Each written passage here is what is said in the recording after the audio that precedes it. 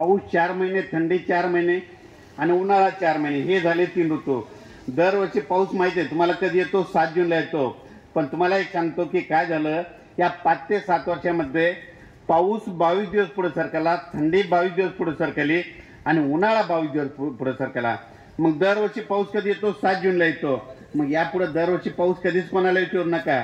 मग 22 दिवस पुढे सरकला, 7 जूनमध्ये 22 मिसळामध्ये दरवर्षी 27-28 जूनला पेरणी सगळ्या महाराष्ट्राची होईल. मग हे कायमचं लक्षात घ्या.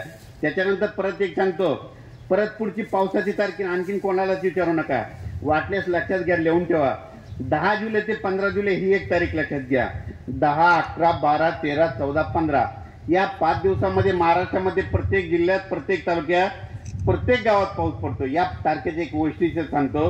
या नगरीमध्ये आहे, म्हणजे विठुरायाच्या नगरीमध्ये म्हणून सांगतो. दरवर्षी पंढरपूरची यात्रा कधी असते, कधी 9 जुलैला असते, कधी 10ला असते, कधी 11ला असते.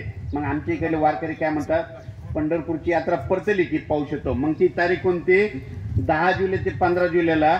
म्हणजे यापुढे दरवर्षी लक्षात घ्या, 10 जुलै ते 15 मध्ये दरवर्षी महाराष्ट्रात पाऊस होतो, हे एक लक्षात घ्या. परत एक पाऊस